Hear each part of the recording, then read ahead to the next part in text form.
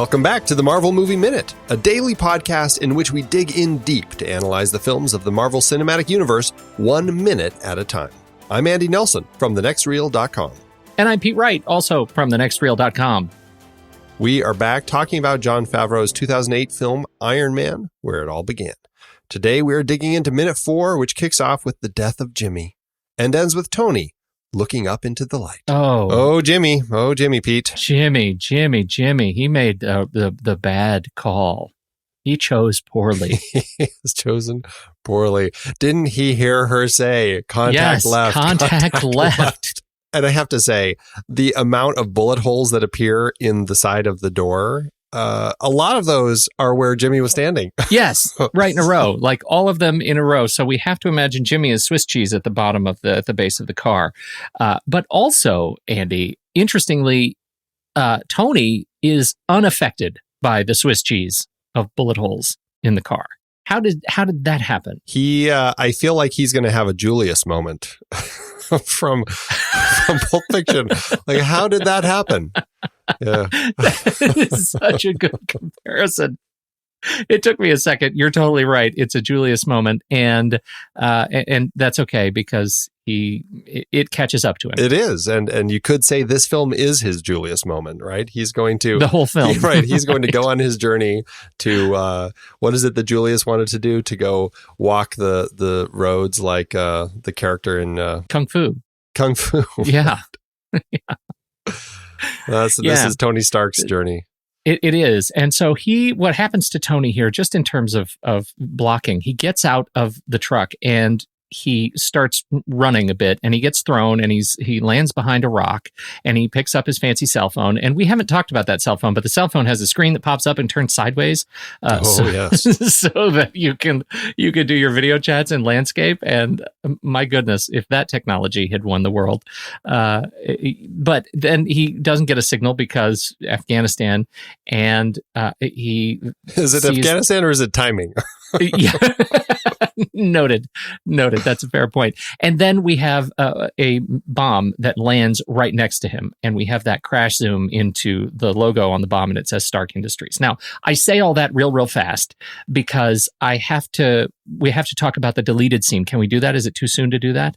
No, I think we should do that, and then we can talk about kind of all the rest of that stuff. Yes. So the deleted scene that was included in special features, I guess, was that where it was? It was, yes. So he gets out of the truck, out of the Humvee, and he picks up a gun and he goes completely badass and he starts trying to shoot, but the gun is jammed. He can't get the gun, so he throws the gun down. He's looking for more ways. He turns and he's hiding behind the Humvee and he's yelling at Rhodey, who's manning the big machine gun on the back of the Humvee behind him. And Rhodey's saying, "Get down, get down." I mean, it's a full-on war zone, and this absolutely contradicts my impression from last episode, I believe, when I said, "Isn't this interesting to see a guy to have that fish out of water experience where you have this guy who is shocked by the explosions and the war going on around him, and he's in a suit with his fine brandy glass, and then the world falls apart, and it looks like he's shocked." This deleted scene really portrays Tony Stark as a complete badass. He is, somebody who's trying to get in the fight, who feels like he has the sort of intestinal fortitude to pick up a gun and participate. And that changed my impression of him in the early part of the movie.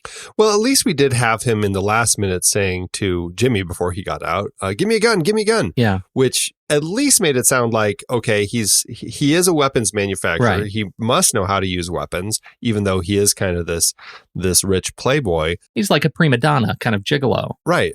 So there's a sense that there's some of that, but because you don't see it, it makes you feel like this guy is, he's probably not going to be able to hold his own, right? That's probably just more for defense, and he's probably going to run and just have a gun to defend himself if something happens. But we really see him jump into the offense position, which is pretty interesting. Well, and I wonder what that does. Like this I think would be a real heartache of a sequence to cut, right? To edit.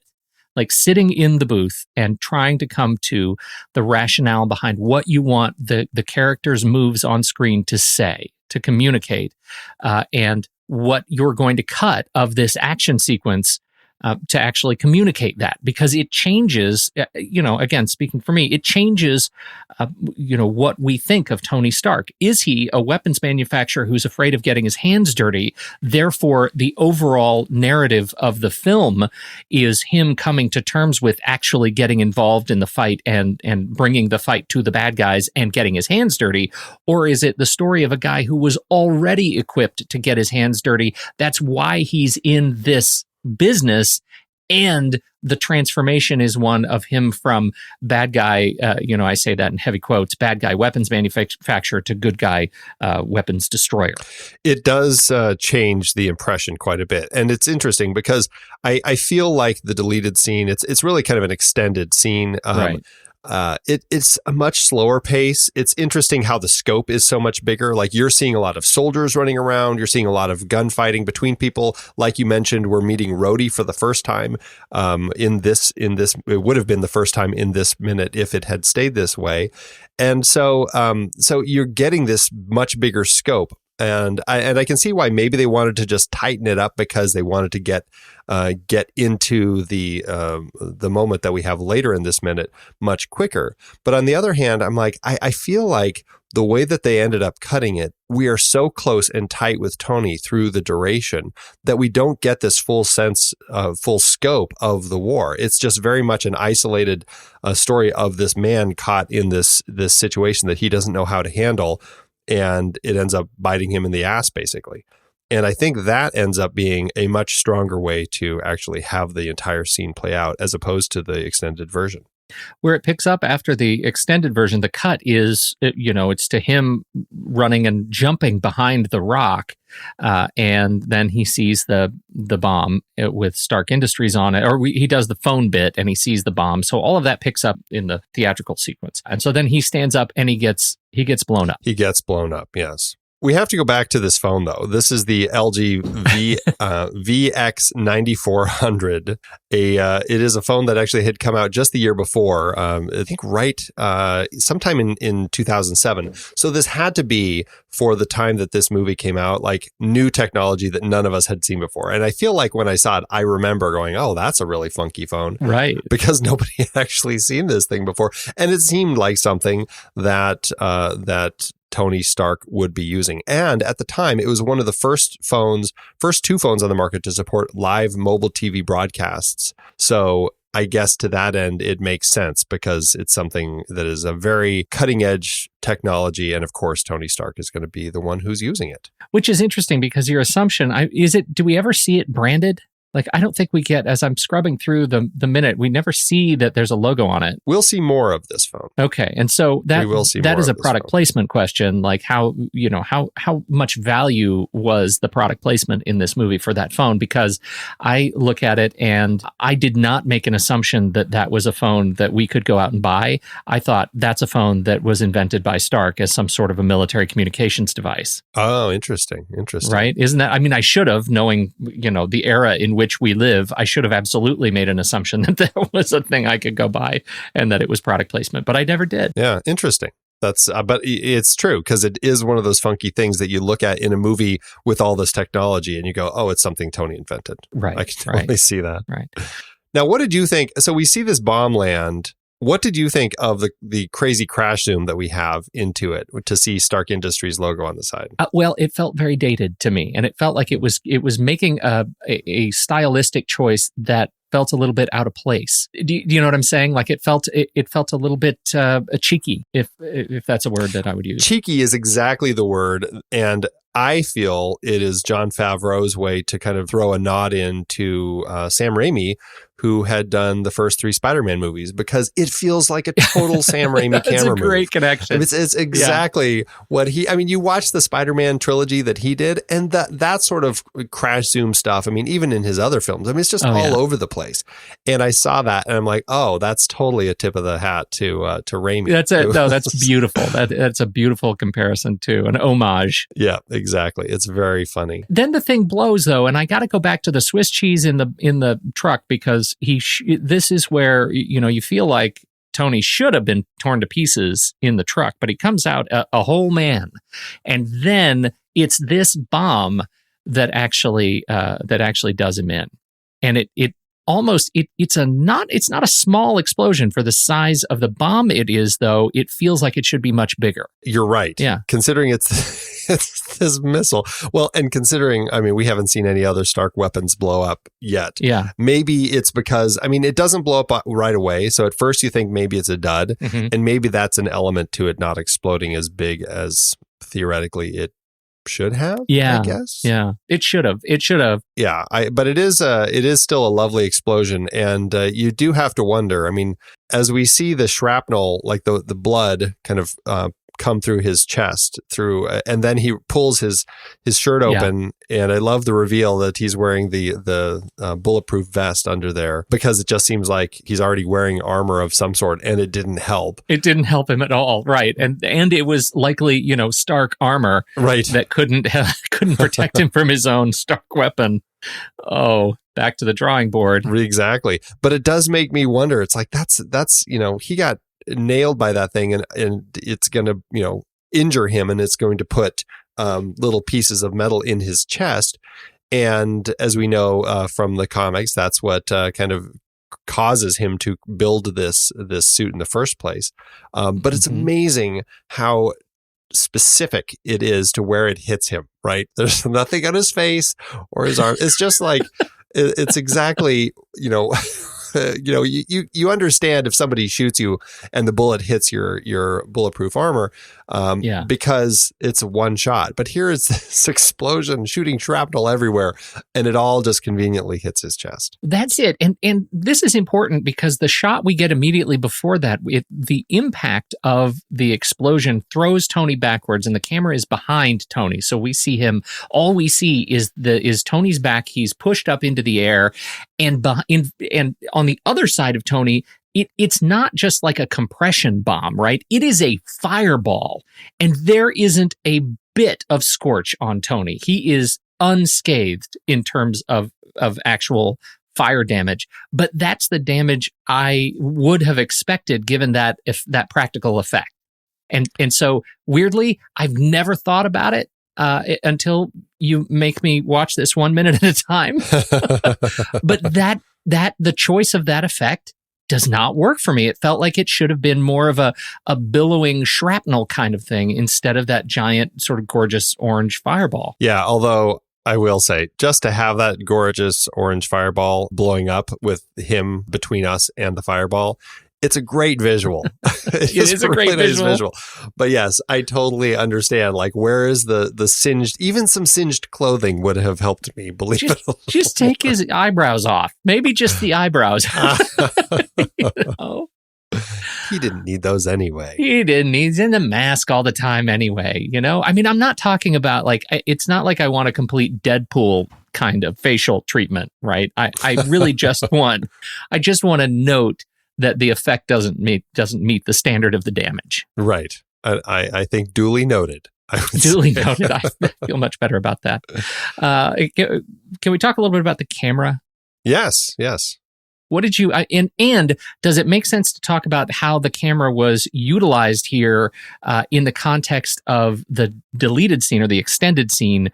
Do you get the same sort of a feel in the theatrical sequence? Well, it's a very, Matthew Libatique is the cinematographer here. And I mean, he's been a great indie cinematographer and has done just a lot of fantastic films. And I can't remember if this is one of his first mega studio films, but he certainly is a filmmaker or is a cinematographer who I've been enjoying since I think since he was working with Darren Aronofsky back in some of his earlier films, and just the work that they would do together. I think seeing what Libatique did here is, I mean, it's solid work. And I think that it's a very wartime sort of cinematography. We went from inside the Humvee, pretty standard stuff, to very shaky cam, kind of that handheld wartime, we're a documentary crew running around following you sort of look. Yes. And I think in terms of what they're capturing, I think that it ends up making sense. And it's unique for these sequences. It's a unique sort of treatment that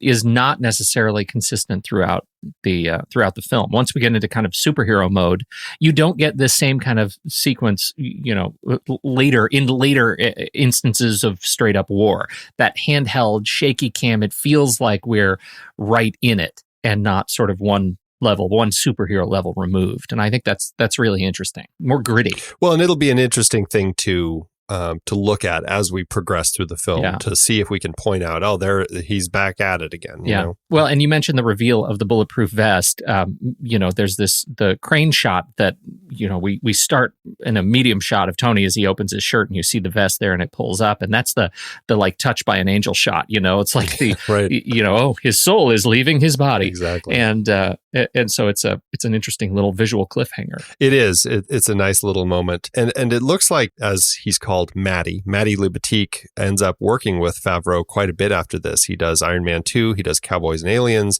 and then, of course, he's still jumping through all of Aronofsky's films. And actually, it looks like he just shot Venom. So that'll be something to look at and see how that film plays out with Libatique's cinematography. I'm telling you, man, every time I see that, like, this is another notch on the board of things that make me curious about Venom. I think we're supposed to be nervous about it, but I'm curious. This helps. I'm nervously curious. I guess we'll just put it there. Yeah. All right. By the time this is released, it will have come out. We'll all know. It will. We will all know. That's right. Our regrets may be on display. Let's talk just a little bit about sound design, because we get a little we get a little bit of vibration, hints of tinnitus that may and I haven't read any of the comics around this, but I'm hoping that maybe you have some background that will help me understand Tony better and how the sound plays into that in this minute. I don't think it actually comes up at all in the comics. It's not something that they play with. I mean, it's a comic. It's hard to play with sound that much. But what we do get here is that filmmaker technique when, after Jimmy dies and all those bullets hit, the sound kind of drops low and you just get that kind of humming sound, which is always a filmmaker's way of saying, you've just experienced a bomb and this is what you're hearing now. And I think it's kind of a fun thing to play around with. And then we get a little bit after that, bomb blows him up right at the end also. It's kind of that fun way to play with the sound design. But it's not something that really is a Tony Stark issue that he ever deals with in the comics, at least that I've read. I had made an assumption that was a nod from the comic lore, that it would make me have a more rich experience if I understood. But that's interesting. Yeah, I think it's just filmmaker technique, just throwing in that sound design. Yeah. Because I think what it does is it puts you into the character's head a little bit, and you're kind of there with them as they're experiencing that sound, and it makes you feel like you're there with that sound. And so I think that's largely what it is, and it's effective. I've always found that to be an effective tool that filmmakers can use with their sound design. Any other nods to the comic that we should know to make this a better experience? If not hearing, then what, Andy? Well, I will say this is the moment where Iron Man, or I should say where Tony Stark, is captured by enemy forces, and they are going to lock him up and put him in a situation with Yinsen, where they build the suit and kind of create Iron Man. That's what happens in the comic book. But in the comic books, of course, it takes place in Vietnam, and it's a totally different group of enemies that capture him. And in the comic books, he is just kind of walking through the jungle, and he's been doing tests with troops and all that sort of stuff.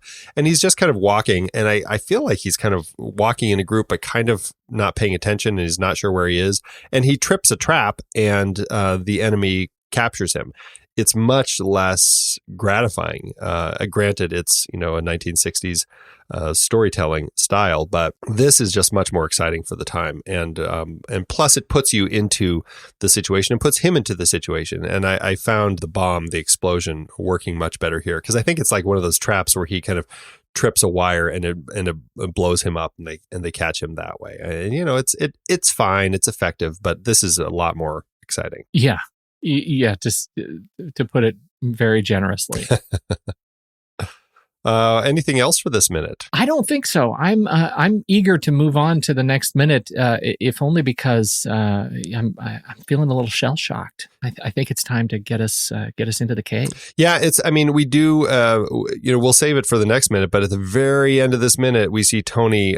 He has a hood pulled off of him, and we hear some kind of echoey Urdu. But we'll save all that for next minute.